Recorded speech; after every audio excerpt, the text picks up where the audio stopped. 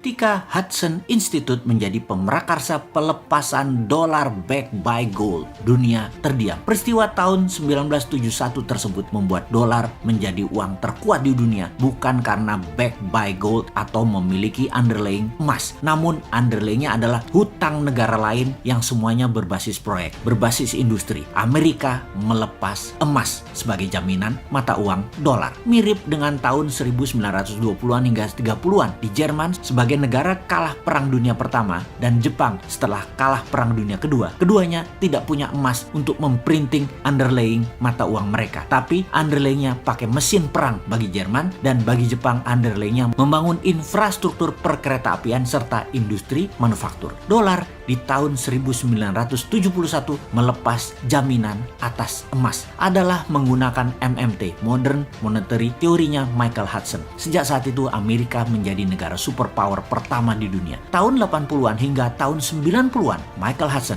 adalah guru besar yang mengajar di kampus di Peking University, di mana hampir semua petinggi politbiro yang saat ini menjabat di Tiongkok adalah murid beliau. Setidaknya mereka semua memahami hal yang sama, yaitu MMT. Sehingga di tahun 1989 pertama kalinya Deng Xiaoping ambil posisi ekonomi dengan mendemokratisasi uang renminbi pakai proyek underlayingnya. MMT dipraktekkan di Tiongkok sejak saat itu. Kedua negara tersebut saat ini menjadi dua negara besar. Yang satu, Amerika, sudah menjadi negara superpower, bahkan dengan kekuatan teknologi, paten, dan free thinking country terbebas di dunia. Amerika belum terkalahkan. Sebagai murid Hudson tidak langsung, karena saya hanya mengikuti buku-bukunya dan belajar dari muridnya Hudson, salah satunya belajar dari Stephanie Kelton, maka sejak 6 tahun yang lalu si Sontoloyo ini menyatakan akan membuat negara Indonesia menjadi negara sejajar dengan dua negara besar tersebut, dan di tahun 2045 akan menjadi negara terkuat di dunia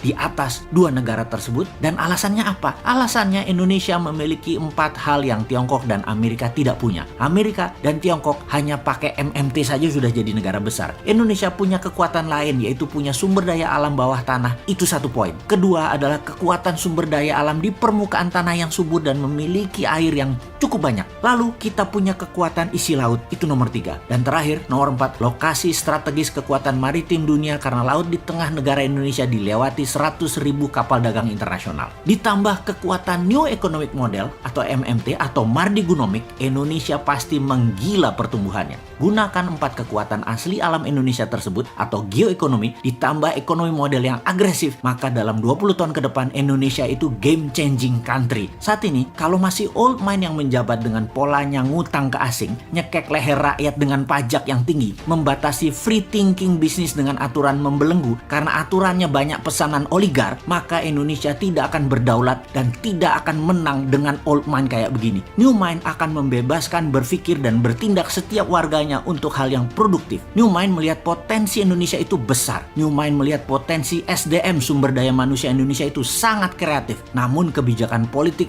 parlemen, dan partai membelenggu kreativitas dan potensi. Musuh terbesar bangsa Indonesia adalah sistem politik yang membatasi manusia berkompetisi berdasarkan prestasi dan potensi. Harusnya pilihan politik apapun yang diambil silahkan, tapi menjalankannya adalah mereka yang memiliki visi, potensi, dan kemampuan kelas dunia. Jangan sampai yang dekat dengan pejabat yang dipilih, tim pemenangan yang dipilih, yang memodali yang dipilih, buzzer yang dipilih, yang pinter nyenengin dirinya yang dipilih, yang melindungi dirinya dari pejabat agar selamanya berkuasa itu yang dipilih. Itu yang mendapat jabatan. Jangan itulah. Itu nggak ngurusi rakyat namanya, nggak ngurusi negara namanya. Makanya New Mind selalu bertanya, kok tahun 2024 lama bener ya?